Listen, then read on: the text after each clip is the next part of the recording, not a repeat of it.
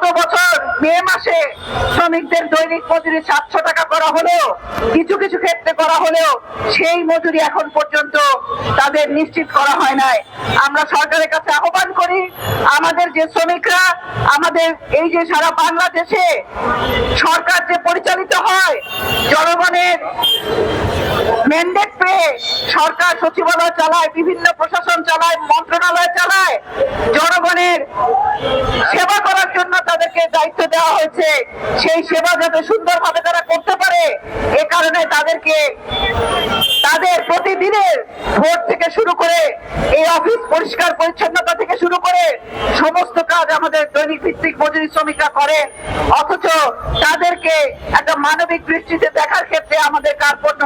আমরা আশা করি বর্তমানে যে সরকার জনগণের ভোটে নির্বাচিত হয়েছে, জনগণের সেই ম্যান্ডেটের মূল্য মর্যাদা সরকার দেবেন এবং এই আমাদের আজকে দৈনিক ভিত্তিক কর্মচারীরা, মজুরি শ্রমিকরা যেই দাবি তুলেছেন, সেই দাবি বিবেচনায় নিয়ে তাদের কাজের নিশ্চয়তা দিতে হবে, তাদের যে ছুটি সেই ছুটির নিশ্চয়তা দিতে হবে।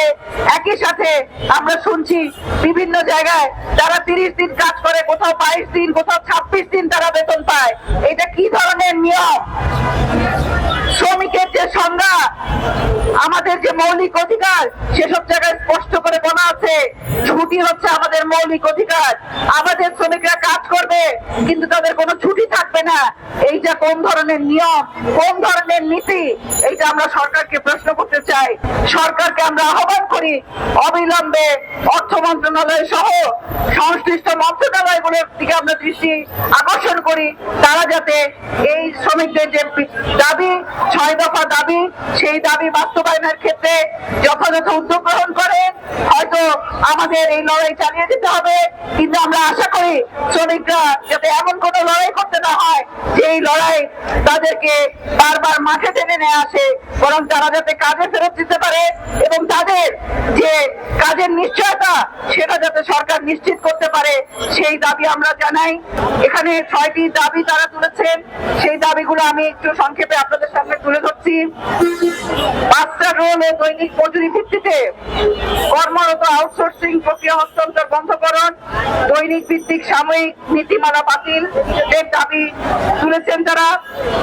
2 নম্বর দাবি তুলেছেন 30,000 টাকা ন্যূনতম মজুরি নির্ধারণের জন্য এবং ইনক্রিমেন্ট বৃদ্ধি করার জন্য 10%। 3 নম্বর দাবিতে ওনারা উৎসব ভাতা, বৈশাখী ভাতা, অধিকার ভাতা, চিকিৎসা ভাতা সহ বাড়ি ভাড়া, শিক্ষা, অন্যান্য ভাতার কথা বলেছেন।